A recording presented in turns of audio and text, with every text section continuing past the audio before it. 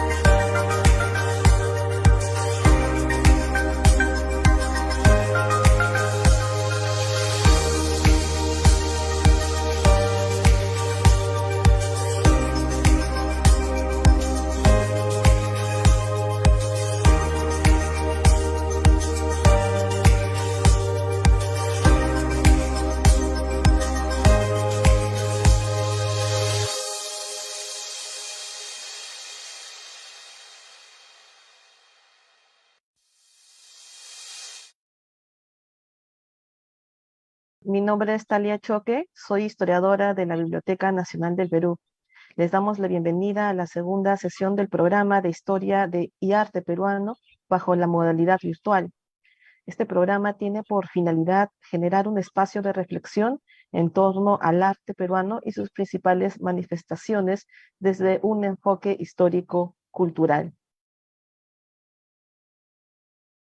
Bien, antes de empezar a presentar a nuestra expositora, queremos recordar a los participantes que pueden hacer sus preguntas de la siguiente manera. A los que nos siguen por la plataforma Zoom, pueden escribir sus preguntas en el chat, y a quienes nos acompañan por Facebook, pueden hacer sus preguntas mediante los comentarios. Agradecemos también que sus consultas sean breves y precisas. Bien, dicho esto, vamos a presentar a nuestra expositora el día de hoy, quien es Bat Amiatzi. Ella es PhD por la Universidad Hebrea de Jerusalén, es historiadora del arte y arqueóloga, especialista en el arte andino antiguo y colonial. Ha sido fellow en estudios precolombinos en Durbanton Oaks, y en el Instituto de Historia del Arte en Florencia de la Sociedad Max Planck. Su investigación se enfoca en las estructuras de género de las sociedades nativas, las ecologías andinas y cómo éstas fueron percibidas por las mismas sociedades. Y además, la visión indígena de la invasión española, temas sobre los cuales ha escrito numerosas contribuciones. Bien, a continuación le damos la bienvenida a la doctora Bat-Ami Artzi, quien nos presentará la conferencia Cómo las Amazonas, 1000 años de representaciones de mujeres masculinas guerreras en el arte andino, siglos VII al siglo XVIII. Bien, adelante, doctora. Muchas gracias, Thalía. Voy a empezar compartiendo mi PowerPoint. Bien, entonces, ante todo, quiero agradecer a las y a los organizadores y organizadoras del programa de Historia y Arte de la Biblioteca Nacional del Perú por esta gentil invitación a compartir mi investigación. Y esta investigación fue publicada en inglés, así que para mí es una oportunidad grata de compartirla también en español. Y creo que no hay un día mejor que este, el Día Internacional de la Mujer, para presentar esta charla. Quiero dedicarla a las luchadoras andinas del pasado y del presente, especialmente a las que combaten por la justicia de las mujeres que han sufrido la esterilización forzada. Esta investigación nace a partir de mi estudio de la imagen femenina en el arte andino antiguo. Trabajando en este tema y tratando de reconstruir las estructuras de género en el pasado andino, las piezas de arte me obligaron a reconocer más que 2 categorías de género. Para explorar estas categorías me inspiré en la teoría queer y, no menos importante, en 2 trabajos que fueron desarrollados antes de la emergencia de la teoría queer por el antropólogo Tristan Platt y la etnohistoriadora María Rostorowski. Estos 2 estudios demostraron claramente una estructura de género cuatripartita que genera 4 categorías de género. Platt, en su estudio sobre la comunidad macha de la actual Bolivia, sugiere que la unión de hombre y mujer como 2 componentes opuestos en un modelo cuatripartito genera 4 posibles combinaciones: hombre masculino, hombre femenino, mujer masculina y mujer femenina. Platt encontró representaciones simbólicas de estas categorías en la comunidad macha en diferentes contextos, como por ejemplo en las luchas ritualizadas conocidas como Tincuy. Por su parte, Rostorowski, en su propuesta sobre la diarquía inca encarnada en Hanan Cusco y Hurin Cusco, describe también un modelo de género cuatripartito. La división de la capital inca no era solo espacial, sino también una división social. La etnohistoriadora postula que los hombres de Hanan Cusco fueron considerados como masculinos, mientras que los hombres de Hurin Cusco como masculinos femeninos. Las mujeres de Hanan Cusco fueron percibidas como masculinas femeninas, mientras que las mujeres de Hurin Cusco como femeninas. Sin entrar en mucho detalle, mencionaré de paso otra categoría de género, el andrógino, que posee las 2 componentes, lo femenino y lo masculino, en una forma equilibrada. Esta categoría tiene representaciones en el rito y en el mito de las sociedades andinas. Por lo tanto, podemos hablar de una estructura de por lo menos 5 categorías de género. Sin embargo, no podemos afirmar que en el tiempo antiguo existían solo estas 5 categorías. Es posible que existieran otras categorías que aún no identificamos. Puesto que no sabemos cuántas categorías existían y sus nombres, excepto unos nombres que aparecen en los diccionarios y documentos coloniales, propongo un término general, categoría de género adicionales. Pues según creo, tenemos que referirlas con un término en plural. El uso de la palabra adicional reconoce el lugar central de la masculinidad y la feminidad. Por lo tanto, otras categorías de género son adicionales a estas 2. Pero ¿cómo se representa la mujer masculina según la terminología de Platt o la mujer masculina femenina según la definición de Rostorovsky? En esta charla iremos viendo esta categoría utilizando diccionarios y crónicas coloniales, la expresión artística y algunos contextos arqueológicos. Las representaciones más claras de esta categoría de género en el arte y la tradición andina son las de un cuerpo femenino que ejerce una performance altamente masculina. Uno de estos es en el contexto de la guerra. En el caso de los incas, una sociedad de la cual tenemos más información acerca de la división de roles en función de género, la guerra era un acto masculino y la expresión máxima de la masculinidad. Además, en las sociedades preincaicas, la guerra era principalmente un dominio masculino, según los hallazgos arqueológicos, ya sea en el contexto funerario o en la expresión artística. Empecemos con los diccionarios coloniales de Quechua y Aymara, donde podemos encontrar términos que reflejan claramente esta categoría.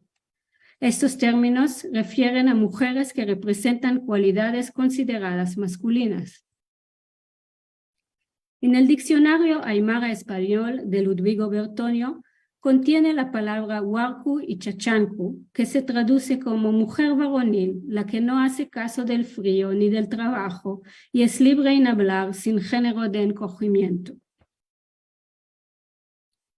Otro término en el mismo diccionario es huarjanja chachancu cacha, que se traduce como mujer atrevida, libre, que más parece hombre en su hablar o proceder que mujer encogida y que acomete ella al hombre.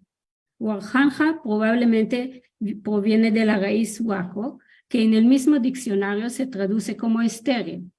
Chachancu se traduce como mujer atrevida y cacha como incestuoso. En el diccionario quechua español de González Holguín, el término Carihinahuarmi es traducido así, mujer varonil como hombre. Es importante señalar que según estos términos, las categorías de la mujer masculina no se limitan a aquellas cualidades consideradas típicamente masculinas, sino que también incluyen la esterilidad. En otras palabras, para los hablantes aymara del siglo XVII, si una mujer no tenía el potencial para reproducirse, esta formaba parte de una categoría de género diferente a la de las mujeres con potencial reproductivo. Esta noción es respaldada por una serie de casos, como veremos más adelante. Más allá del testimonio de los diccionarios, existen también evidencias incrónicas sobre mujeres del pasado andino que entrelazaban cuerpo femenino y cualidades consideradas masculinas. Según el cronista Ciesa de León, en la región de Collao, al sur del Perú de hoy, antes de la conquista inca, cerca de Chungará, habían mujeres armadas y el cronista las describe con las siguientes palabras: como si fueran hombres. Estas mujeres dominaban la zona y el cronista dice que eran casi al uso de lo que cuentan de las amazonas. Sin embargo, un señor fuerte llamado Zapana derrotó a este grupo de mujeres. El cronista Agustín Zarate relata que en la guerra entre el pueblo de Liribamba, ubicado en el actual Ecuador, y un grupo de españoles liderados por Diego de Almagro, las mujeres tomaban parte. Según este testimonio, entre los indígenas combatientes habían mujeres hábiles con la honda. La antropóloga Penélope Daranzart señala que no sorprende que estas mujeres dominaran esta arma, ya que era ampliamente utilizada por pastores y agricultores, trabajos que en los Andes eran y son realizados tanto por hombres como por mujeres. En este caso, la lucha con los españoles fue una guerra por la sobrevivencia, lo que explicaría por qué las mujeres estaban involucradas, a pesar de que la guerra era parte de la responsabilidad masculina. Otra referencia a las mujeres guerreras aparece en la crónica del indígena Juan de Santa Cruz Pachacutiamqui Salcamayo, quien narra sobre la guerra de Tupac Inca Yupanqui y su ejército en contra de los Coyacas en el sur de hoy en día Perú. Durante la campaña, un grupo de mujeres coyacas defendió una fortaleza que luego se denominó Huarmipucará, es decir, Fortaleza de las Mujeres. Si miramos en el registro arqueológico, podemos encontrar evidencias de mujeres que fueron enterradas con armas. El arma, en este caso, puede simbolizar el poder de estas mujeres y, en algunas circunstancias, su liderazgo. Por ejemplo, en el sitio Huari de Huarmey, un mausoleo de 71 individuos, la mayoría de los cuales eran mujeres, se encontraron junto a las mujeres un cuchillo de metal y estólicas, un arma para arrojar lanzas. En el sitio Moche conocido como Huacacao se encontró la tumba de un individuo femenino de muy alto rango que fue enterrado con 23 estólicas hechos de madera y cubiertos con cobre dorado. Aquí vale la pena mencionar que en la iconografía Moche podemos ver el uso de la estólica también en el contexto de la caza de venados. Esta relación entre mujeres y armas, así como los testimonios documentados en los diccionarios coloniales, nos abren el camino para analizar 3 casos de mujeres guerreras, Mamahuaco, Chanyancoricoca y una mujer o quizás varias mujeres representadas en 2 textiles y una cerámica de estilo Huari. Estas mujeres fueron mitificadas dentro de sus sociedades por medio de su representación artística y por el mito que solo en 2 casos se conservó. Empezamos con la figura de Mamahuaco. En el mito sobre los hermanos y hermanas Ayar aparece la figura de Mamahuaco. En algunas versiones ella es la pareja de Manco Cápac, a veces con Mama Ocllo. Rostorowski interpreta a estas 2 mujeres como representaciones de 2 arquetipos, Mamahuaco como mujer femenina masculina y Mama Ocllo como mujer femenina femenina. Juan de Betanzos y Pedro Sarmiento de Gamboa narran que Mamahuaco luchó junto a Manco Cápac contra los habitantes de la zona de Cusco, los Huayas, y juntos mataron a muchos miembros del grupo e intimidaron a los habitantes de la región. Estos cronistas describen a Mamahuaco con características masculinas. Cuentan que Mamahuaco fue muy violenta y mató a un hombre, le sacó las entrañas y sopló sus pulmones. Este acto con los pulmones es parte de un ritual andino de adivinación llamado Caiparicui. Más adelante voy a explicarlo con un poco más de detalles. El cronista Miguel Cabello de Balboa menciona que Mamahuaco era viril y valiente y en su crónica, al igual la de Sarmiento de Gamboa, describe el acto simbólico de arrojar las varas de oro, pero no por Manco Cápac, sino por Mamahuaco. Según esta versión, una de las varas cayó y penetró la tierra fértil de la zona de Cusco. El psicoanalista Max Hernández y sus colegas sugieren que este acto de Mamahuaco representa a una mujer con atributos fálicos. Su acto también puede entenderse como el de civilizar la tierra y al mismo tiempo simboliza el acto masculino de penetrar la tierra. Entre las sociedades andinas del pasado y del presente, la penetración de la tierra por medio de un elemento fálico es una labor netamente masculina. El asadón, la taquia, es un instrumento manipulado solo por los hombres. Por lo tanto, la descripción de Mamahuaco como la persona que arrojó la vara que penetró la tierra refuerza la idea de que se trata de una figura que podríamos clasificar como una mujer masculina. La otra figura femenina en el mito, Mama Ocllo, quien según 2 cronistas también fue la pareja de Manco Cápac, representa a la mujer femenina. Sarmiento de Gamboa menciona que ella dio luz al hijo de Manco Cápac. Esta diferencia entre Mamahuaco y Mama Ocllo puede insinuar que Mamahuaco no cumplió el rol de mujer femenina de dar luz a la siguiente generación. Según el vocabulario aymara que vimos anteriormente, esto encaja perfectamente con las características de la mujer masculina. Aquí hay que mencionar que la palabra huaco en el diccionario aymara español de Bertonio es traducida como estéril. El análisis del antropólogo Luis Ramos de este cuadro colonial refuerza el argumento de que Mama Huaco fue una mujer masculina. El título escrito en la parte inferior del cuadro dice lo siguiente: el gran Ñusta Chanyan Coricoca, abuela de los 12 incas de estos reinos del Perú. Chanyan Coricoca es la segunda mujer guerrera masculina mencionada en 2 crónicas coloniales, quien luchó contra los chancas. A continuación voy a analizar en detalle su figura. Este título del cuadro incluye una discrepancia cronológica, pues no se ajusta a la historia inca, según la cual la guerra con los chancas ocurrió en la época de Viracocha Inca y su hijo Pachacútec Yupanqui, y no en la época de los fundadores de la dinastía Inca. La mujer descrita en la pintura no puede ser, por lo tanto, Chanyan Coricoca y la abuela, es decir, la fundadora de la dinastía Inca. Ramos sugiere que las palabras abuela de los 12 incas hace referencia a Mama Huaco y propone que en la figura femenina en el cuadro es una representación arquetípica de la mujer guerrera que incluye tanto a Mama Huaco como a Chanyan Coricoca. Sin embargo, el mismo antropólogo propone que no hay ningún detalle iconográfico que sugiere que la figura femenina en el centro del cuadro se refiere a Mama Huaco. No obstante, yo sugiero que hay un detalle iconográfico que está relacionado con la figura de Mama Huaco.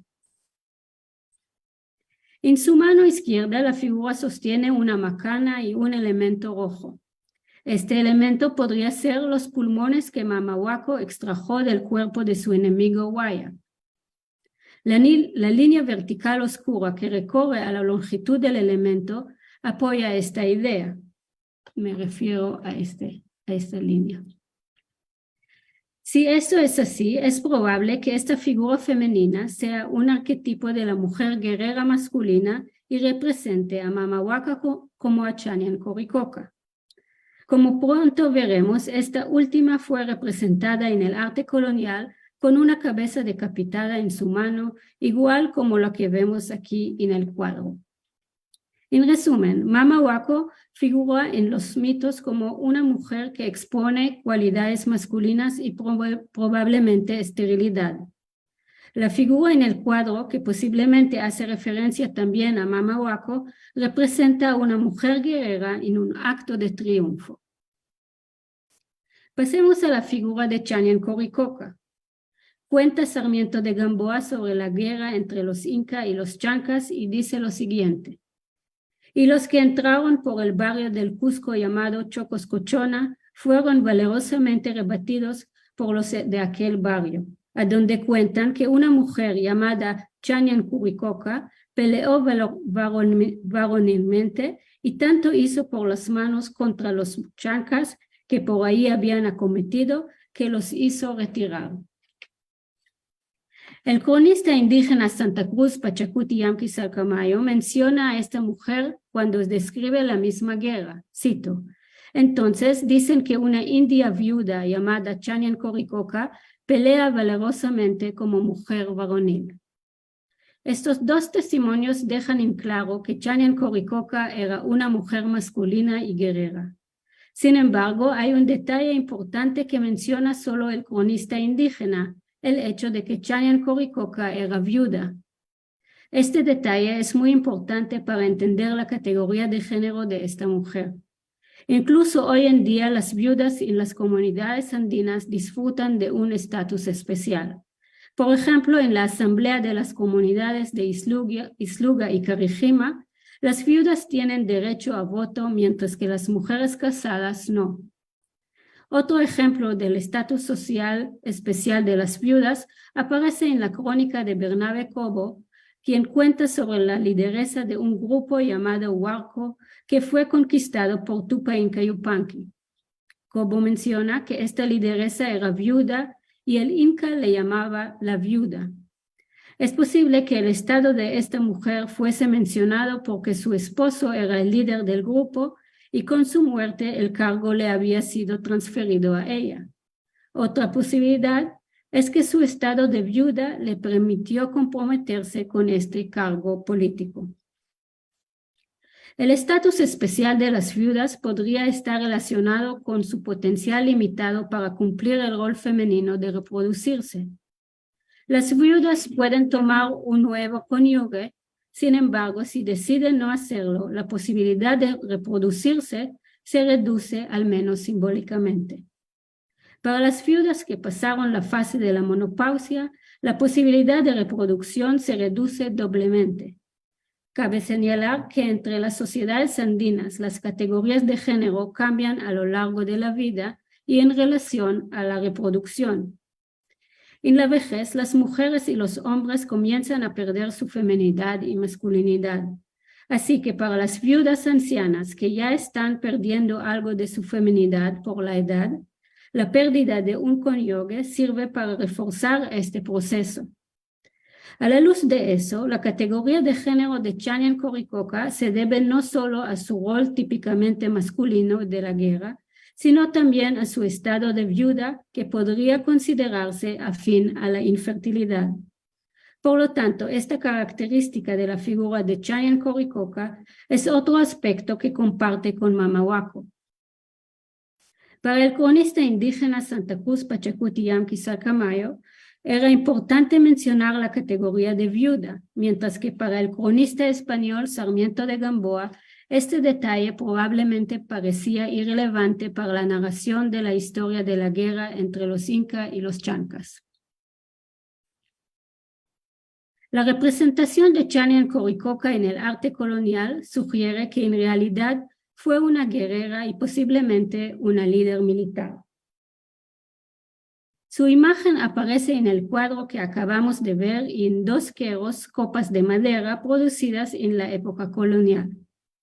Estas dos copas fueron parte de la colección Orihuela Yabar, que fue donada al Museo Inca de Cusco. Sin embargo, una de estas se perdió y la única evidencia que resta está este dibujo que se hizo y documenta su decoración, que está aquí arriba. El antropólogo Jorge Flores Ochoa propuso que las dos copas formaban una pareja, pues desde las sociedades antiguas y hasta la época colonial, los queros fueron producidos y usados en pareja. Flores, Con y Semanes relacionan la tradición de los queros con las pinturas del siglo XVII y XVIII, que representan escenas que describen el pasado incaico y asocian este par de quero con la pintura colonial que describe a Chanyan Coricoca. En ambos casos, la figura de Chanyan Coricoca se representa con la cabeza decapitada en una mano y un arma en la otra, mientras que debajo de ella yace el cuerpo decapitado del soldado Chanca. Los dos cronistas que describen a esta heroína no mencionan una decapitación realizada por ella.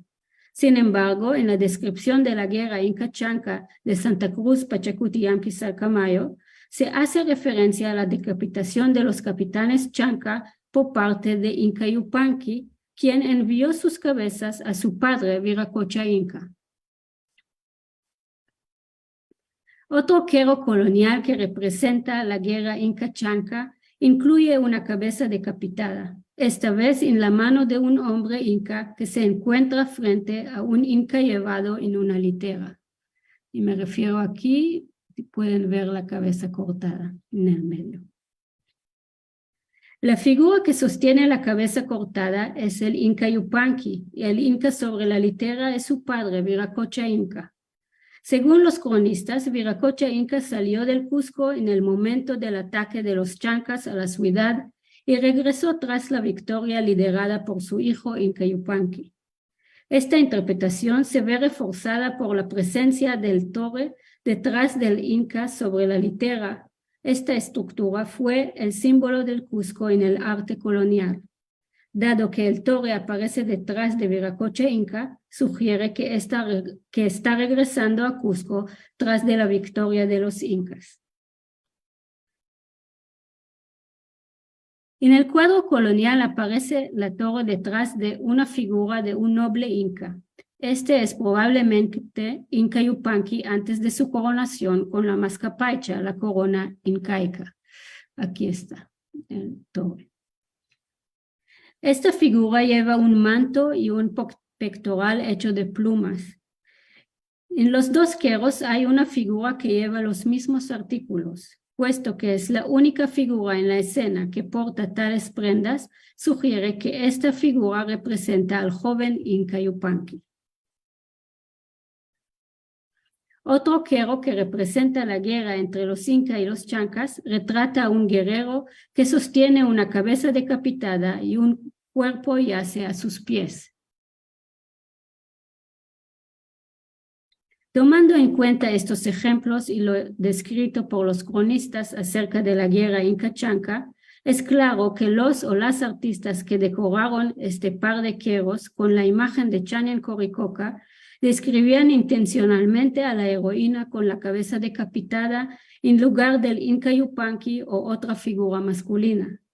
Esta selección artística, a mi parecer, está relacionada con el contexto histórico de estas obras de arte y o con la inspiración de estas obras por la tradición artística europea. El contexto histórico de estas obras de arte está marcado por los movimientos indígenas anticolonialistas. Teresa Gisbert sugiere que las representaciones de los incas y la realidad incaica en el arte colonial sirvieron principalmente para mantener viva la memoria del pasado andino. Según Flores y Ramos, el tema de la guerra Inca-Chanca apareció durante los siglos XVII y XVIII como parte del movimiento incaico anticolonial que se estaba dando en la época. El antropólogo José Luis Martínez y sus colegas definen a los queros del siglo XVIII como queros del renacimiento inca. En este periodo se desarrolló una guerra iconográfica entre las autoridades españolas y la élite andina. En este contexto vale la pena mencionar las mujeres luchadoras que participaron en las rebeliones indígenas del siglo XVIII, entre ellas Micaela Bastidas, Cecilia Escaleras Tupac, Tomás Tito Condomaita, Bartola Sisa y Gregoria Apaza. Es posible que estas mujeres luchadoras fueran representadas indirectamente por las figuras de Mamahuaco y Chañan Coricoca, las arquetípicas de mujeres masculinas guerreras.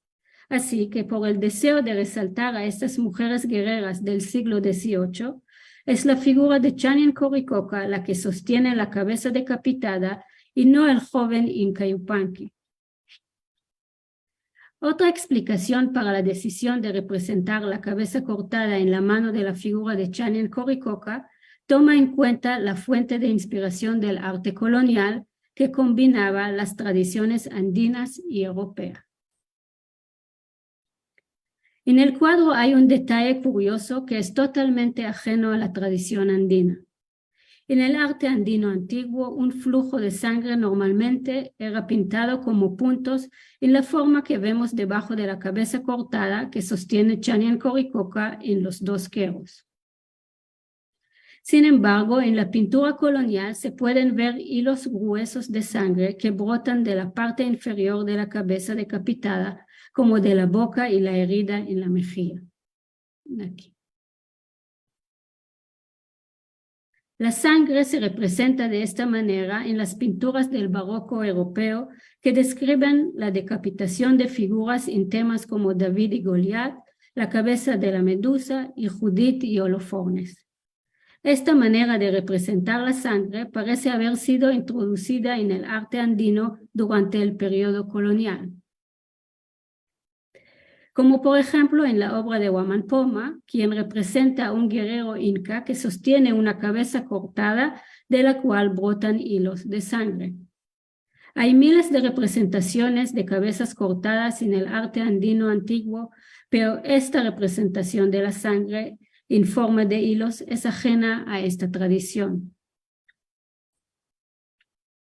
A la luz de eso, propongo que la pintura colonial de Chanian Coricoca se inspiró en la tradición europea, específicamente en la representación de Judith sosteniendo la cabeza de Holofernes. Lo poco que sabemos sobre Chanian Coricoca es notablemente similar a la historia de Judith. Ambas eran viudas que valientemente salvaron a su pueblo y fueron admiradas por hacerlo. Por lo tanto, si antes de la época colonial las representaciones de Chanian Coricoca solo existían en la tradición oral, el tema de Judith sujetando la cabeza de Holofernes podría servir como una fuente de inspiración para una representación visual de la heroína incaica. Como voy a mostrar ahora, este cuadro es un buen ejemplo de la forma en que los artistas andinos en la época colonial tomaron una forma europea y la llenaron de un contenido andino. Existe al menos una pintura creada como parte de la escuela cusqueña que representa a Judith sosteniendo la cabeza de Holofernes, y esta obra pudo haber servido como fuente de inspiración. Este cuadro formaba parte de los bienes de la iglesia de Maras, departamento de Cusco, pero lamentablemente fue robado y la única evidencia que tenemos es esta foto de baja resolución. Los grabados son otra posible fuente de inspiración. Por ejemplo, la pintura del siglo XVIII de Leonardo Flores de Judith sosteniendo la cabeza de Holofernes, que se conserva en la iglesia de San Bartolomé, Coni, en Bolivia, es notablemente similar a un grabado de Pierre Frisson que se publicó en 1621 como parte de una Biblia ilustrada. Sin embargo, es interesante notar que en la pintura boliviana se puede ver hilos de sangre que brotan de la cabeza cortada, mientras que en el grabado no hay evidencia de la sangre debajo de la cabeza.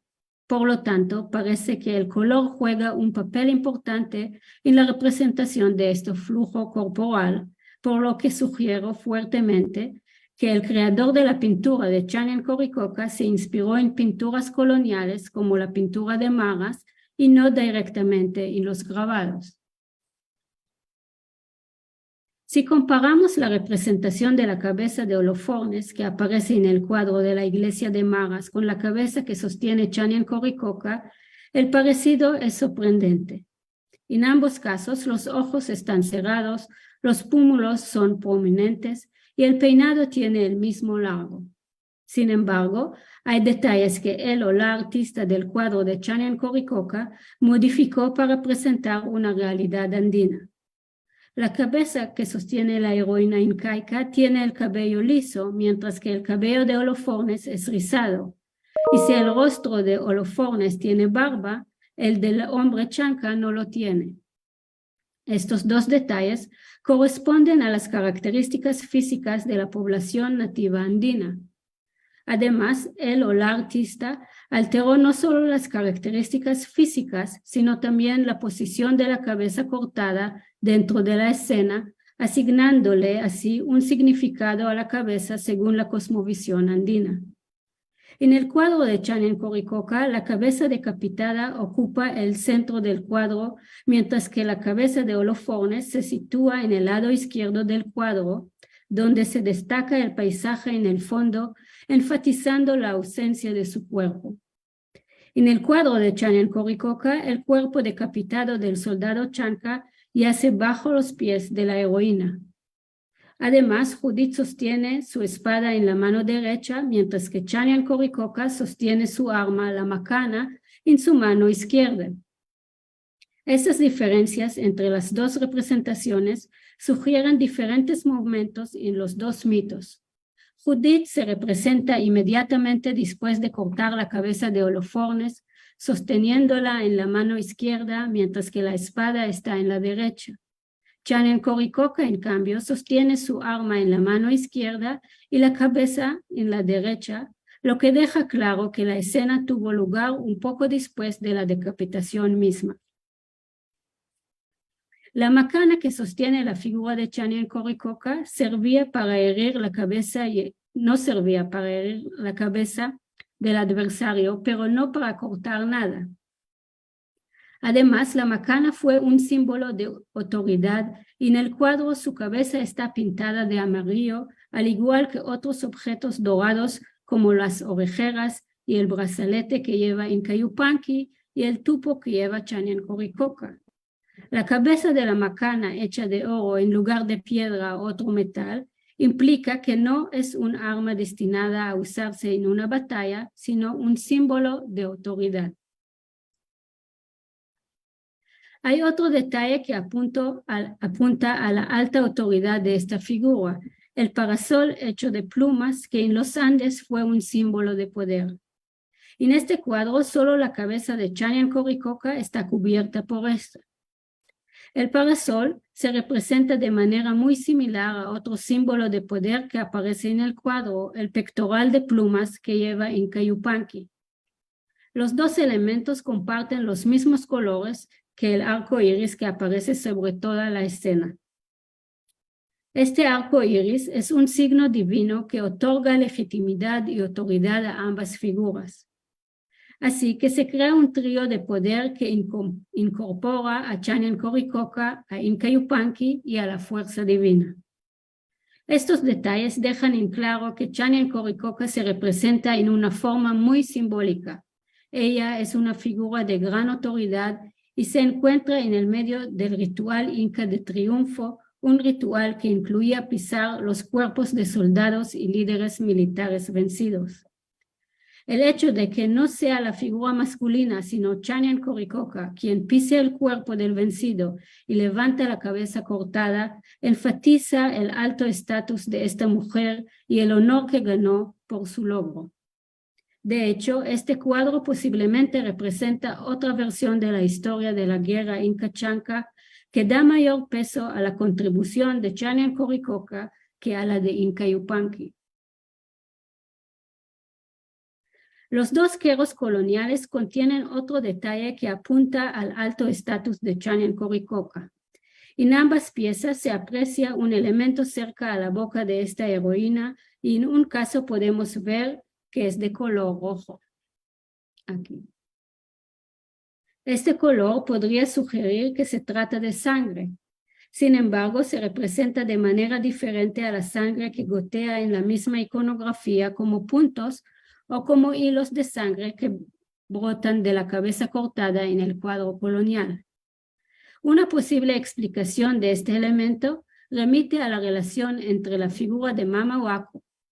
Como sugerí anteriormente, la figura femenina en el cuadro sostiene en su mano izquierda los pulmones que le infló Mama Huaco. En los queros, el elemento rojo está muy cerca de la boca de Chanyan Coricoca. Por lo tanto, es muy probable que represente lo mismo, es decir, la proximidad de este elemento en la boca refuerza la idea de inflación. En esta iconografía, ninguna otra figura está asociada a un elemento similar. Esta es una confirmación más que la pintura colonial representa a una mujer guerrera masculina arquetípica que encarna las figuras de Mama Huaco y Chanyan Coricoca, una figura que ejerce un rol en el ritual que involucra la inflación de los pulmones.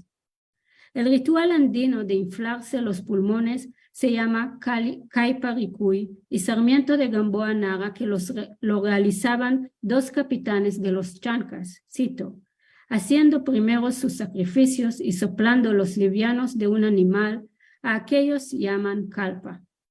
Este ritual le da acceso al ser humano a la sabiduría de sus ancestros, prometiéndole consultar sobre diferentes asuntos y predecir lo que viene. Uno de los dibujos de Huamán Poma representa un camélido amarrado del cual se saca un órgano interno para ser leído por el especialista. Es importante señalar que según el mito de Mama Huaco, los pulmones pertenecían a un enemigo. Sin embargo, en la iconografía colonial, los pulmones no procedían del cuerpo del enemigo, pues su cuerpo se representa íntegro sin daños visibles. Es probable que los pulmones que inflama la figura de Chanyan Coricoca en los dos queros hayan sido extraídos del camélido que está detrás de esta mujer, con las piernas cruzadas. Este detalle se asemeja al camélido atado del dibujo de Huamampoma. En la pintura colonial, detrás de la figura de Chanian Coricoca Mamahuaco, hay un camélido blanco con una línea roja anaranjada en el vientre y en el pecho. Aquí. El mismo color se usa en diferentes partes de la pintura, incluso para la sangre y el elemento que posiblemente representa a los pulmones.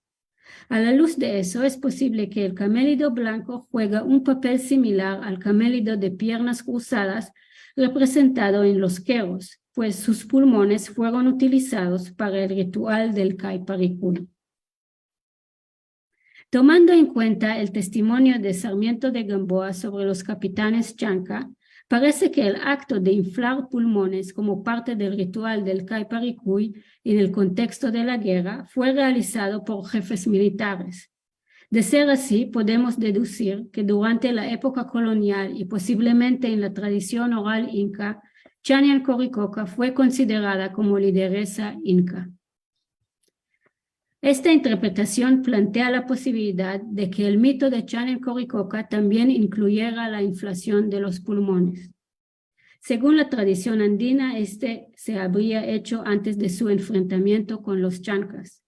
Sin embargo, este episodio no está registrado en los textos coloniales, apareciendo únicamente en las expresiones artísticas coloniales.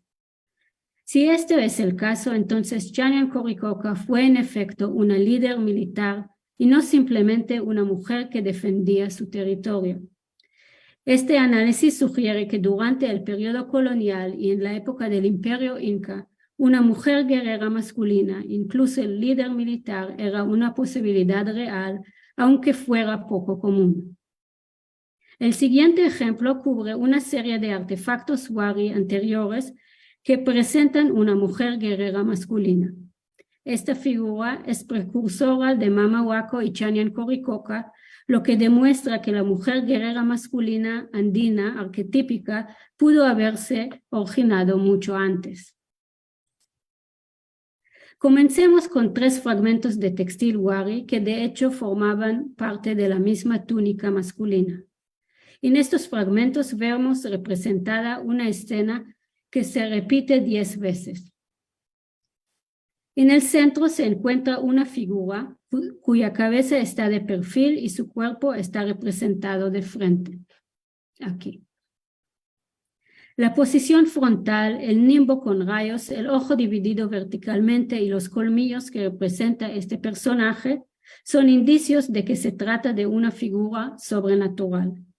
El nimbo de este personaje tiene rayos que terminan en cabeza de un ave, una pierna y un elemento tripartito que aparece con frecuencia en el centro de los nimbos de las figuras sobrenaturales que encontramos en el arte wari y tiwanaku. La misma figura lleva un adorno redondo en la nariz y en el mentón que probablemente representan joyas, aquí y aquí. Ambos consisten en un anillo amarillo relleno de color rojo. Las orejeras de uno de los personajes secundarios se representan de la misma manera, por aquí. El cabello de la figura principal es corto, llega hasta los hombros e incluye patillas. En una mano la figura sostiene el cabello de otra figura que parece estar flotando en el aire. Aquí. Es muy probable que el personaje principal está levantando a esta figura. La figura central sostiene un arma, probablemente un hacha o algún tipo de cuchillo. En el codo de la misma mano se ajusta un círculo dentro del cual se encuentra una cabeza de perfil. Este elemento también es conocido por otras representaciones de divinidades en la iconografía wari tiwanaku. La figura lleva un vestido largo que le llega casi hasta los pies y en su pecho 2 cabezas de felino descritos en perfil. Aquí. La segunda figura, que está en posición flotante, lleva únicamente un taparrabo y orejeras. En una mano sostiene un objeto largo con 3 pequeños rectángulos, probablemente un arma, quizás una astólica. el lanzador de lanzas. La figura central y la figura flotante aparecen sobre una línea dentata y debajo de ella se representa otra figura en posición invertida. Esta figura lleva solo un taparrabo y un tocado. Aquí. Vale la pena mencionar que la figura flotante y la figura invertida no presentan atributos sobrenaturales. Ambas figuras secundarias son personajes masculinos, ya que visten taparrabos y crecen de atributos femeninos. Pero la figura central, que es sobrenatural, es femenina. El primer detalle que denota su feminidad es el peinado corto. El peinado típico femenino wari, al menos en el caso de las mujeres de alto rango, es corto y llega hasta los hombros con dos mechones un poco más largos a los dos lados de la cara. Sin embargo, en nuestro caso, el peinado también incluye patillas, un rasgo del peinado masculino según la iconografía wari. El segundo atributo femenino es el cinturón con línea en zigzag. Otras figuras femeninas wari representadas en textiles y cerámicas usan cinturones decorados con este diseño o con cadena de rombos. El último detalle que refuerza la asignación de la figura como femenina son los dos cabezas de felino ubicados en el pecho que posiblemente insinúan los senos femeninos. Aquí. En la mayoría de las representaciones de divinidades tiwanaku y wari no se muestran con esta característica. Cuando presentan cabeza de felino, suelen aparecer en otras partes del cuerpo divino, como por ejemplo atado a ambos extremos de un cinturón o debajo del mismo y en las mangas. En los casos de una sola cabeza ubicada en el pecho, esta aparece en el centro y no en la ubicación de los pezones. Otra evidencia de que las cabezas felinas están relacionadas con los senos femeninos la proporciona una figura que aparece en un conjunto de 18 fragmentos de una urna de cerámica wari encontrados en Conchopata, un sitio ubicado en Ayacucho. La parte interior de esta urna está decorada con la imagen de una mujer. Como en los fragmentos de textil que hemos visto, su rostro se encuentra de perfil y su cuerpo probablemente se presenta de frente. La mujer está representada amamantando a un jaguar o un ocelete. El animal está representado en una posición parecida a la posición típica en la que se amamantan a los bebés. Y aquí. La mujer tiene el cabello largo dividido en dos partes, tiene pintura facial, lleva orejera y una nariguera en forma de tubo. Es muy probable que la misma figura aparecía varias veces en esta pieza, pero al parecer solo dos insistencias se conservaron. En el mismo depósito se hallaron otros cinco fragmentos que representan parte de la misma iconografía. En estos 5 fragmentos, la representación del seno es más clara y es posible distinguir una línea blanca que va desde el pezón de la mujer hasta la boca del animal, representando el flujo de la leche. Y aquí está la nariz de la misma figura con su nariguera y aquí su mano. La pregunta más curiosa que surge de esta iconografía es acerca de la identidad de esta mujer y se dio luz a un jaguar. El arqueólogo Gonzalo Rodríguez sugiere que se trata de una mujer mítica y que su interacción con el jaguar representa un acto que formaba parte de un mito que no sobrevivió. Las figuras que aparecen encima de esta mujer y en la parte exterior de la urna presentan características de guerreros y así crean un contexto militar con que él se asocia a la figura femenina. Asimismo, debemos considerar las joyas que usa la mujer y su peinado. Varios personajes de alto estatus representados en el arte wari usan las mismas joyas, algunos son guerreros y otros probablemente gobernantes.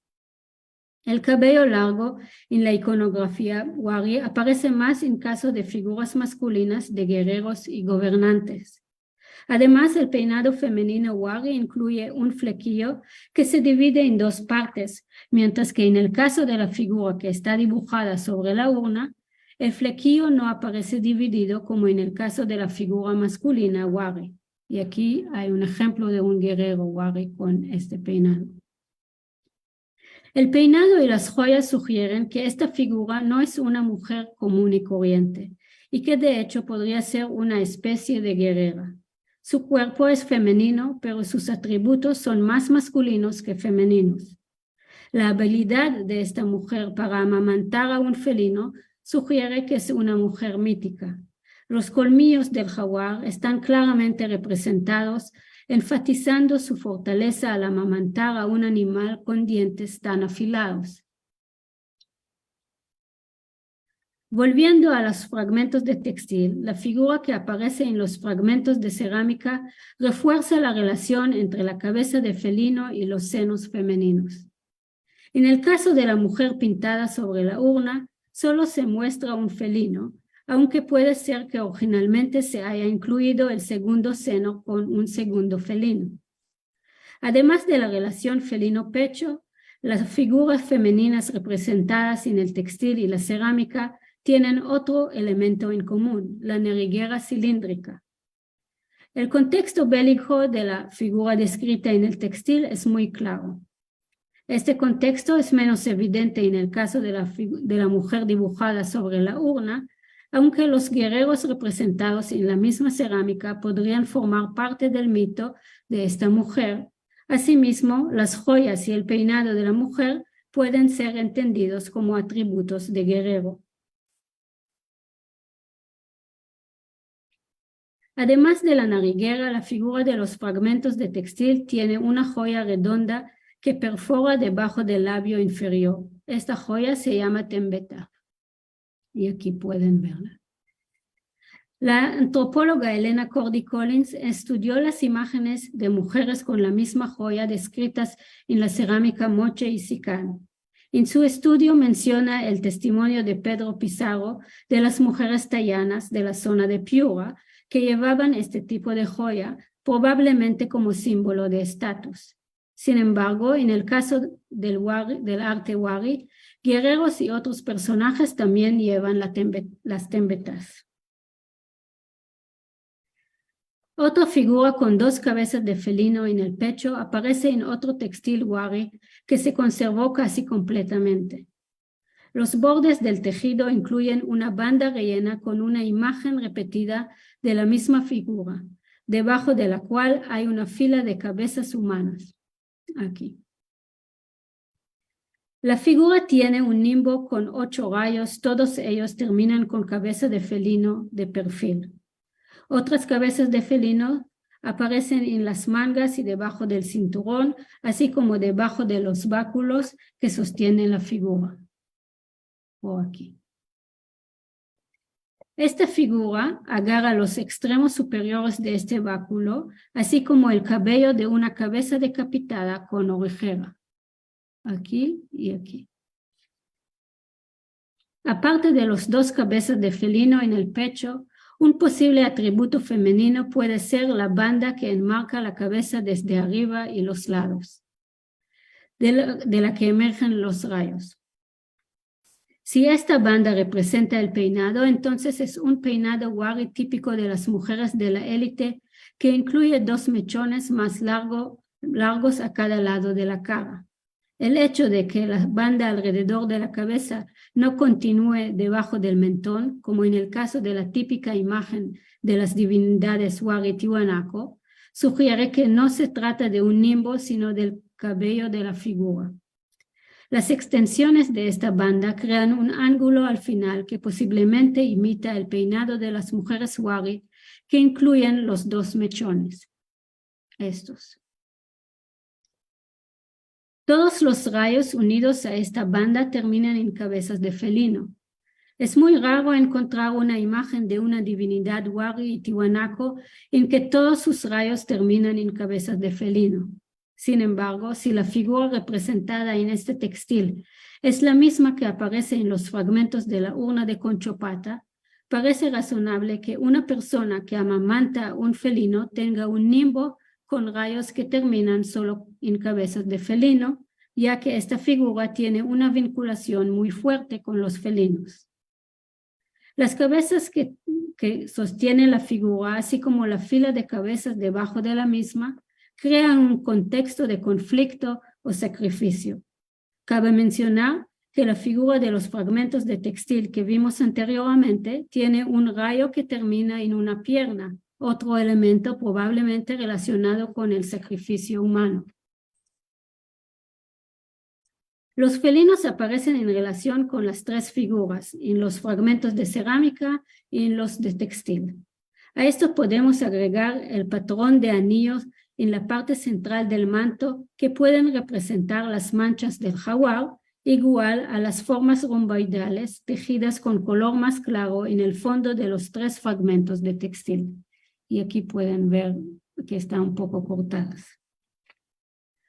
A la luz de las similitudes entre las figuras que aparecen en los dos textiles y los fragmentos de la urna, se puede asegurar que se refieren a la misma figura que representa a un personaje femenino mítico. Puede ser que representen diferentes episodios de un mito perdido o que las imágenes sean de diferentes mujeres que formaban parte del mismo grupo de lactantes de felinos, que a la vez son guerreras, una especie de antiguas amazonas andinas. Uso el término mítico, aunque no sugiero que se trata de una figura que sea solamente mítica.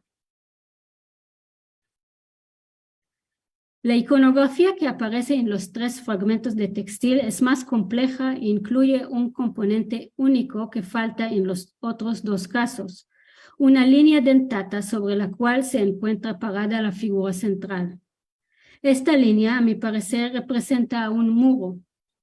Muros defensivos o simplemente delimitadores fueron documentados en la capital Wari y en otros sitios del mismo poder político, como en Piquillacta. Estos muros separaban la élite del resto de la población, asegurando un acceso limitado al espacio restringido. La línea dentata también podría representar otra forma de separación entre el espacio de la figura femenina y el espacio de la figura invertida, es decir, servir como un tipo de borde. Tomando en cuenta que está representado encima de la línea, es probable que la figura invertida debajo de la línea haya sido arrojada por la figura principal y la figura flotante también parece estar a punto de ser arrojada. La figura invertida lleva un taparrabo similar a la de la figura flotante. Parece probable que ambos individuos pertenezcan al mismo grupo étnico que fue derrotado por la figura central. Esta figura de una mujer guerrera probablemente pasó un proceso de mitificación por sus hazañas como Chanelcoriccoca. Aquí es importante notar que aunque la guerrera Wari se dedica a la actuación masculina y tiene atributos masculinos como su peinado y joyas, ella también lleva a cabo un acto muy femenino de amamantar. Como tal, encarna la imagen máxima de la mujer masculina. Para concluir, la combinación de las fuentes léxicas, etnohistóricas y visuales nos permite recuperar una categoría de género que ha sido ignorada en los estudios andinos.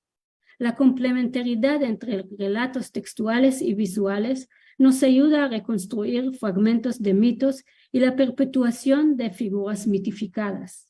Algunos detalles solo aparecen en el texto, mientras que otros solo pueden encontrarse en representaciones visuales.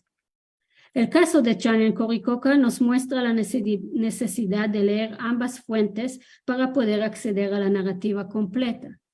Por otro lado, a la figura de la guerrera Wari podemos acceder solo por medio de la expresión artística. Parte de las mujeres guerreras masculinas que he mencionado fueron defensoras de su territorio. La representación más clara de esto es la figura representada en los tres fragmentos de textil pues una guerrera mítica parada en una línea fronteriza protegiendo contra una invasión enemiga. Sin embargo, las mujeres de Chungará descritas en la crónica de Cieza de León parecen haber sido luchadoras desde antes del episodio en que defendieron su territorio. Por su parte, Mamahuaco sin duda conquistó nuevos territorios junto con su hermano y pareja Manco Cápac, y Chanen Coricoca no solo defendía su territorio, sino que es muy probable que haya sido una lideresa. La categoría de género de estas guerreras no era simplemente la de una mujer. Las evidencias demuestran que pertenecían a una categoría de género de mujer masculina. Esta categoría combinaba un cuerpo femenino que realiza una performance masculina o tiene cualidades que se consideran masculinas. En el arte, esta categoría se representa en la combinación de un cuerpo femenino con atributos masculinos o performance masculina. Los diccionarios coloniales, como otros documentos, describen la categoría de la mujer masculina como una mujer cuyas posibilidades reproductivas son anuladas, una característica que se insinúa en el nombre de Mamahuaco y en la condición de viuda de Chanen Coricoca. Otras categorías de género que se basan en el cuerpo biológicamente masculino fueron creadas por la eliminación del potencial reproductivo. Por lo tanto, en el mundo andino está claro que la reproducción o su falta, combinadas con otras componentes, crean la categoría de género. A la luz de estos análisis, debemos considerar este componente cuando hablamos de las estructuras de género en el mundo andino, pero deberíamos considerarlo no solo en cuanto a las sociedades andinas del pasado, sino también del presente. Muchas gracias por su atención.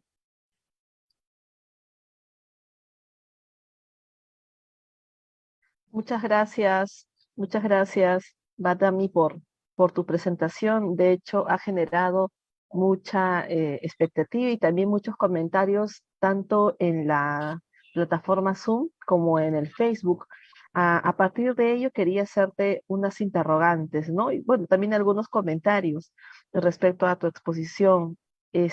Sobre todo, nos ha parecido muy interesante cómo, por ejemplo, al mostrar esta iconografía, tanto en las pinturas, también mostraste los ejemplos en algunos grabados, pero sobre todo en la pintura y en el mismo patrimonio histórico, como son los huacos y también las vasijas, ¿no? Botellas, en fin, la alfarería moche y wari, para dar el ejemplo de cómo también ahí se plasmaba la imagen de la mujer andina guerrera, ¿no? Y de cómo, por ejemplo, en el caso de las pinturas, hubo esa influencia de la escuela europea, pero también cómo esta influencia fue utilizada de manera propia a los ojos de los peruanos y nuestra interpretación de las mujeres andinas, ¿no? También quería comentarte algunas interrogantes del público que tenemos el día de hoy. Desde el Zoom nos consulta la usuaria Alicia Chambilla.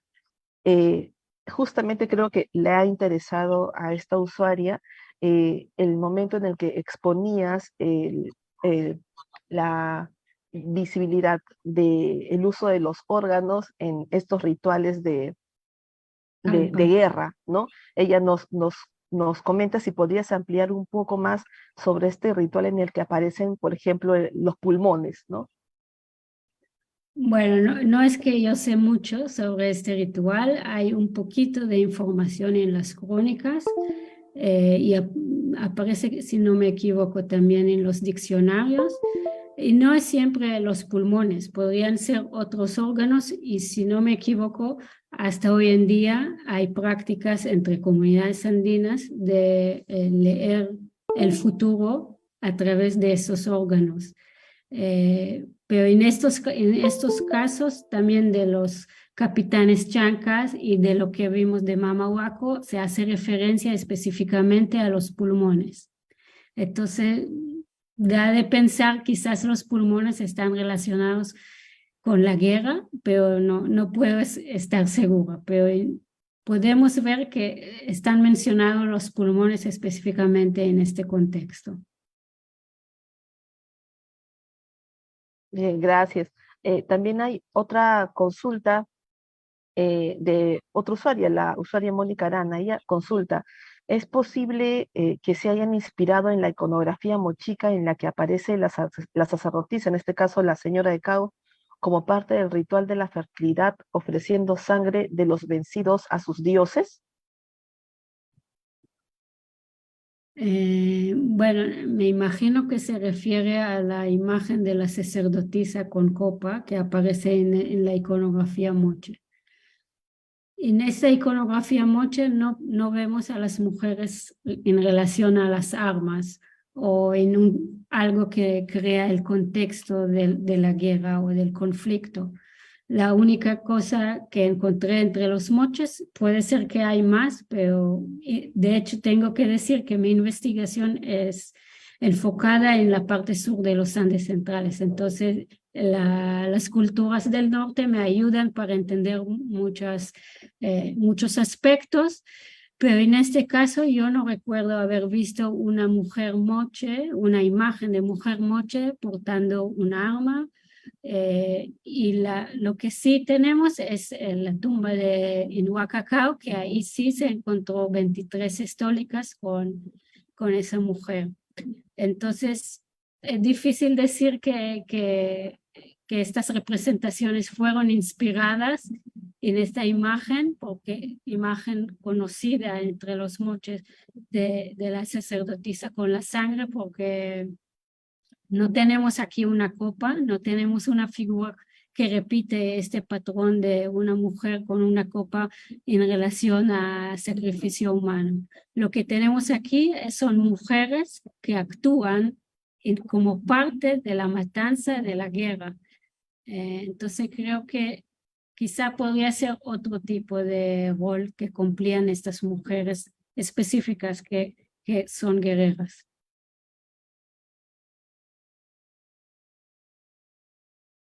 Gracias. Hay una consulta más. La usuaria María del Carmen Ulloa nos comenta, ¿no? Eh, Algo así. En comparación con la mujer amazona y la mujer del Perú, del Perú antiguo, eh, ¿hay similitud? ¿Qué opina usted, por ejemplo, sobre los cronistas que interpretaron sobre lo que ellos conocían a lo no desconocido, que es lo que veían, ¿no?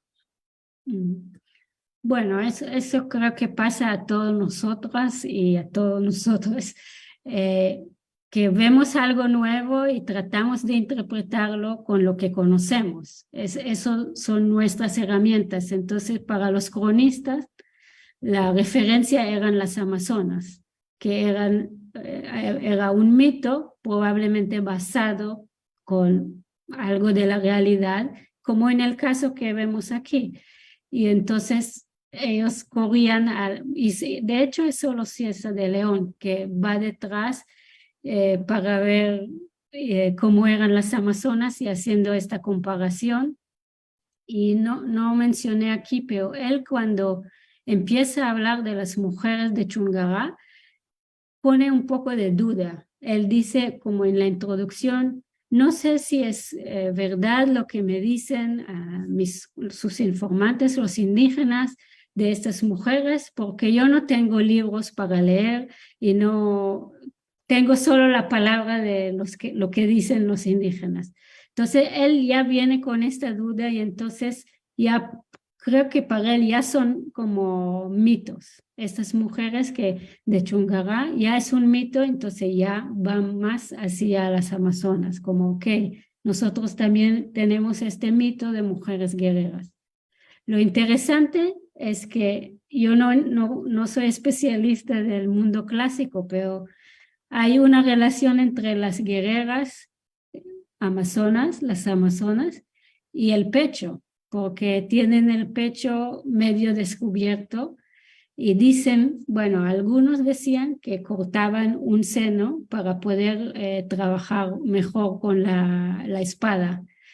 Entonces, hay aquí una relación también, ¿no? Ciesa de León no sabía nada de la mujer wari que aparece en la urna de Conchopata o en los textiles, pero es interesante que haya esta relación del seno y las guerreras, como hay algo. Qué interesante lo que dice, ¿no? No sé, pues, ¿no? La mutilación como parte de estrategia de guerra. No, no creo tampoco que haya una automutilación en ese sentido, pero sí me- el uso del cuerpo, ¿no? Como también como parte de, de la guerra o instrumento. Hay una consulta más de la usuaria Alicia Chambilla. Menciona, si la guerra era parte de la responsabilidad masculina, ¿qué motivó a que las mujeres participaran en ella? Ok, yo puedo hablar de mi propio contexto cultural. Cuando uno crece en una sociedad militarista, es una manera de acceder al poder y al honor.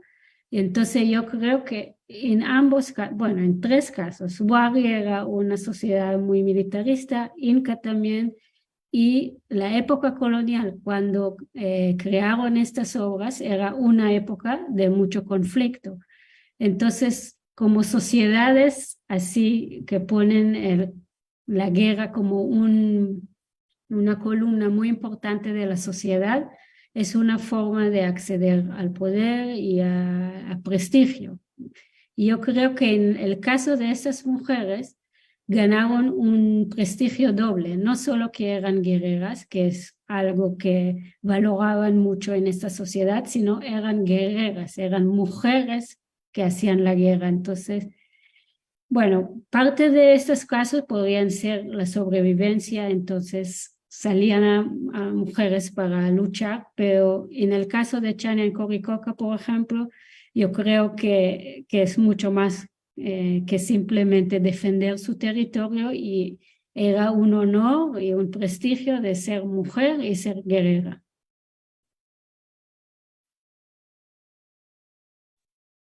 Muy bien, doctora. Bueno, los usuarios continúan preguntando, seguimos nosotros, Sí. bueno, usted respondiendo y nosotros prestando atención a sus interrogantes. A ver, aquí hay otra consulta. Preguntan desde el Zoom. La usuaria Maruja Salgado dice, entonces podría decirse que los antiguos pobladores no tenían problemas en ver las imágenes de las mujeres guerreras. ¿Se podría hablar de lesbianismo o solo la imagen a la mujer como imagen para la guerra? Bueno, es difícil acceder a esta información. Sí existen como por lo menos un término, si no me equivoco, está en el González Holguín hablando de dos mujeres desnudas abrazándose. Entonces ahí sí se puede hablar de relaciones entre dos cuerpos femeninos, pero no necesariamente dice que todas estas mujeres que vimos ahora eran lo que nosotros llamamos lesbianas o cualquier otra imagen o nombre que podemos pensar en nuestra sociedad. Yo creo, como dije antes, es como un personaje que hizo algo con mucho valor y por este valor ganó como entró al mito y su figura fue mitificada en el texto oral o en representaciones. Entonces sí existían, yo creo que existían la posibilidad de relaciones sexuales entre dos mujeres, como había posibilidades de relaciones sexuales entre dos hombres. Obviamente las sociedades trataban de tener la pareja con hombre y mujer pensando en la reproducción, que como mencioné varias veces, la reproducción es una columna muy, muy importante, yo diría la más importante en la construcción de género en los Andes. También podemos ver cómo se construye la categoría de género de una persona, y un ser humano de hecho nace sin un género tan marcado y va marcando su género a lo largo de su vida, y la cima y el momento más importante de la diferenciación entre lo femenino y masculino es el momento de reproducción. Ahí necesitamos los dos géneros. Antes y después no es tan marcado, no es tan importante. Entonces, la sociedad sí tenía como el empuje de tener parejas, hombre y mujer, pero sí existían en las sociedades andinas otras categorías de género que incluyen también relaciones sexuales entre dos cuerpos masculinos, eso lo sabemos de los cronistas, y entre dos cuerpos femeninos. Recuerdo solo esta mención en González Holguín, y obviamente no era tan importante para los españoles porque ellos utilizaban lo que ellos llamaban la sodomía, hablando de relaciones sexuales entre dos cuerpos masculinos, y las mujeres no les interesaba tanto, entonces no tenemos mucha información acerca de eso. Gracias, doctora. Bueno, hay unas consultas más. El usuario Carlos José Mejía nos consulta. Según entiendo, hay como una masculinización de mujeres, esto con una desmitificación o reducción o disimulo de características propias de la mujer, ¿sí, no? En cuanto al hombre femenino, ¿cómo se marcaba la feminidad de este tipo de hombres o cómo se representaba? Algo así como una castración simbólica, menciona. Bueno, es otro estudio aparte que hizo, y hay mucho más evidencias de lo que podemos llamar hombre femenino. Y un poco parecido a lo que vemos un cuerpo masculino, pero con atributos femeninos. O, por ejemplo, yo doy mucho énfasis a la vestimenta y al peinado, porque hasta hoy en día son marcadores muy fuertes del género. Y en estos casos podemos ver cuerpos masculinos con un peinado que está en la longitud entre lo femenino y lo masculino, combinando los dos. O vestimenta que combina la longitud de la túnica y del axo femenino. Hay también representaciones que podemos ver indicios que se trata de personas castradas y que les sale dos efectos secundarios de la castración, que es pecho y joroba. Entonces hay representaciones de cuerpos masculinos que llevan estos dos atributos. Entonces, en el caso de cuerpo biológicamente masculino tenemos mucho más imágenes que en el caso femenino.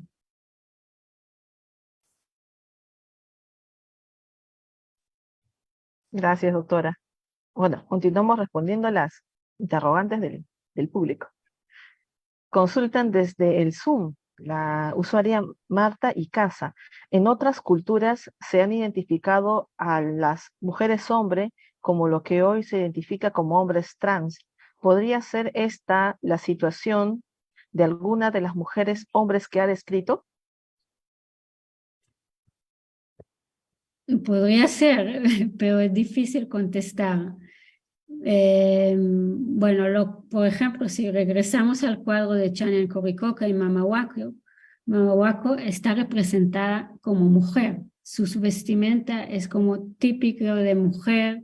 No hay nada que juega entre la vestimenta masculina y femenina.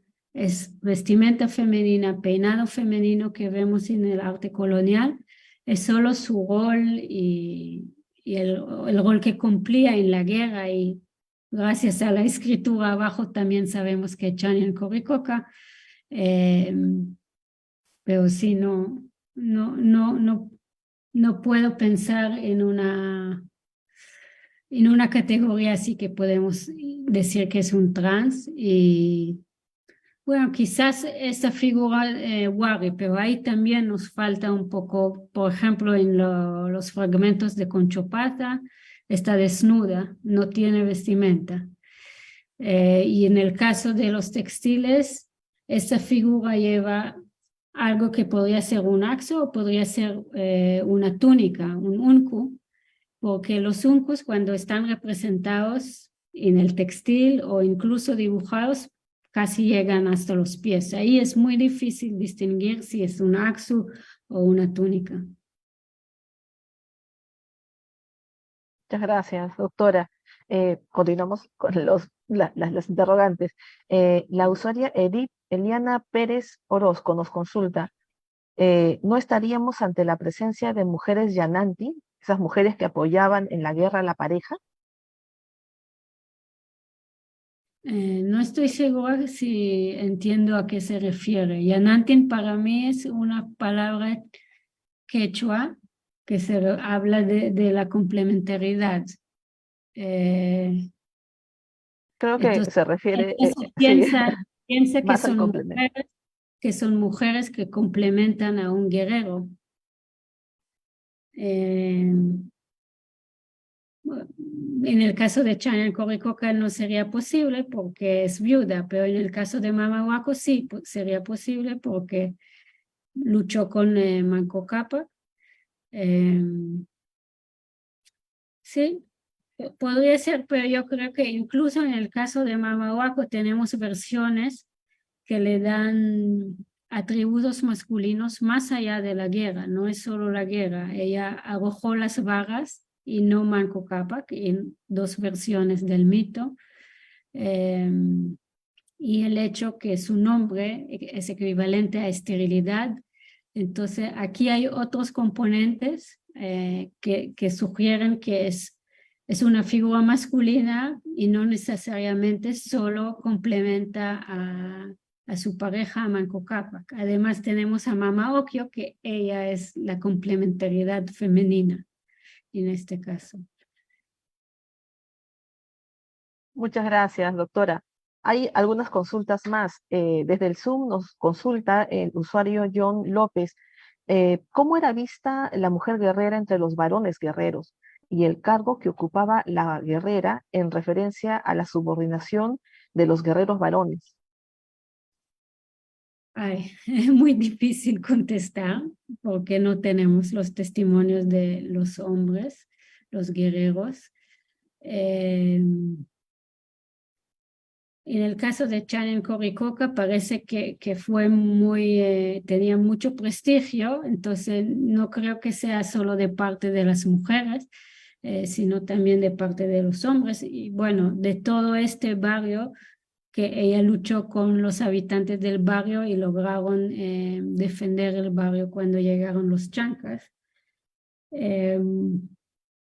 No sería, no sé, no podría pensar como qué pensarían los guerreros. Pero en este caso, por ejemplo, sí podemos hablar de un prestigio de Chañan Coricoca, de Mama Huaco, de parte de toda la población.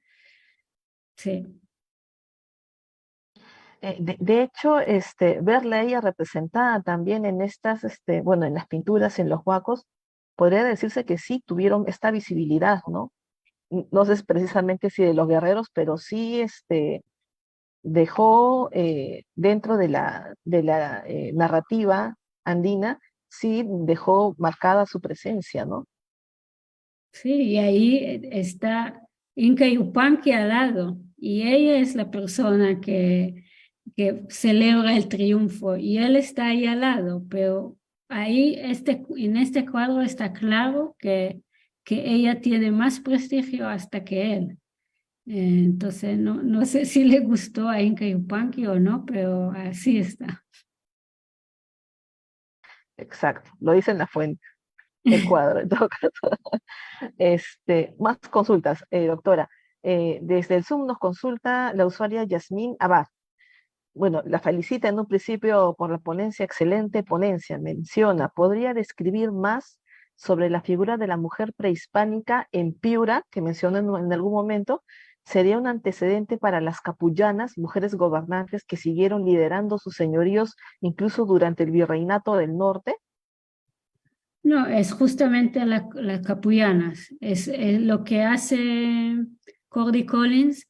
Ella trabaja algunas imágenes, algunas piezas moche y sican, que están de mujeres como muy diferentes de otras imágenes femeninas en estas dos culturas, y llevan este tembetá, que ella relaciona con lo que cuenta Pedro Pizarro sobre las capullanas, y entonces ella propone que estas mujeres en el arte moche y sican quizás son mujeres extranjeras, si no me equivoco. Leí el artículo hace mucho tiempo, y posiblemente está relacionada a esta tradición con este joya para marcar su estatus.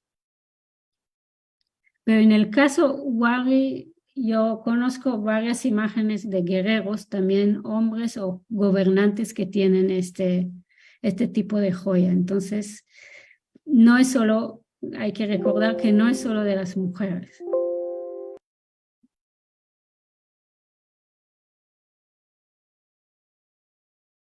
Claro. Bueno, una consulta más, doctora. Eh, Menciona aquí el usuario Goliath. Si hay algún estudio que indique esta fluidez de género en las sociedades prehispánicas, ¿no? Sí, hay varios estudios, hay no mucho, pero hay un libro de Horswell que fue publicado en inglés y en español también, y él trabaja las crónicas y la información del siglo XV, XVI, y a través de las crónicas saca información acerca de identidades de género, y habla también de Mamahuaco en este contexto. Quizás hasta la llama transgénero o algo así, pero trabaja más sobre el cuerpo femenino, masculino, perdón, que está feminizado, y hay trabajos enfocados en la costa ecuatoriana de Hugo Benavides, que también se basa en crónicas, y trabajo de María Fernanda Ugalde con Benavides, que trabajaron sobre piezas de la región de Ecuador. Entonces existen, no son muchos trabajos, pero estamos al inicio para sacarlo. Gracias, doctora. Una última consulta de la usuaria Basipa Atelier. Menciona, ¿existen más evidencias de las artes visuales con influencias de otras culturas a nivel global que representen la idea de género de personajes incas? Pregunta como al revés, que el personaje inca entró en el arte de otras partes. ¿Sí? O también podría, sí, o también podría decirse que si hay evidencias de estas artes visuales con influencias de otras culturas, ¿no? O entre culturas. No, otras culturas no europeas en el arte colonial. Bueno, no es tengo que decir, no es mi especialidad, pero en la época colonial tenemos que pensar en un mundo muy global, que el Imperio Español conectaba no solo a América, lo conectó también con Asia y con sur de Italia, por ejemplo, no solo con España. Entonces hay una circulación de ideas, de tecnologías, de materiales, que sí se puede ver. Hasta hay influencias de arte musulmán que llega desde Europa y entra en el arte colonial, por ejemplo los azulejos, pero hay, me imagino, muchos otros materiales y imágenes que circulaban y llegaban a los Andes también. Muchas gracias, doctora. Y bueno, a manera de conclusión, quizás quisiera mencionar algunas palabras y también le menciono algo, que hay usuarios que están solicitando dónde pueden leer su publicación y sus trabajos. Bueno, si desean, yo puedo mandarte el artículo. Lamentablemente está en inglés, de lo que presenté ahora y bueno, también puedo compartir otros artículos que se refieren a la fluidez de la categoría de género en los Andes y también hay algo de trabajos antropológicos que hablan de eso. Entonces, si desean, puedo compartir una carpeta con ustedes para difundirlo. Muchas gracias, doctora. Algunas reflexiones finales, justo hoy una fecha simbólica y que ha llegado especialmente, y yo diría con mucho agrado, con su conferencia el día de hoy. Nada, me gustó mucho también contestar a las preguntas y ver tanto interés en el tema de género y de mujeres guerreras. Y sé que en Perú están pasando una época un poco difícil, entonces deseo todo lo mejor para todas las mujeres y los hombres de esta tierra, pero sé que las mujeres sufren mucho más, así que estoy con ustedes.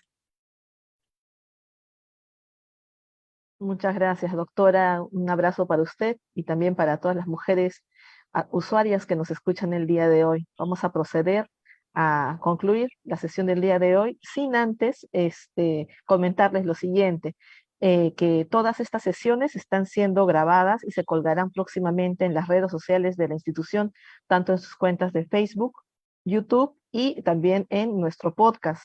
Al público asistente les agradecemos su participación el día de hoy. También los esperamos en nuestra próxima sesión, que será el día viernes 10 de marzo, fecha en la que el magíster Anthony Olguín Valdés presentará la conferencia de Flandes al Perú, la pintura de San Gregorio Nacianceno de Erasmus Quelinius II.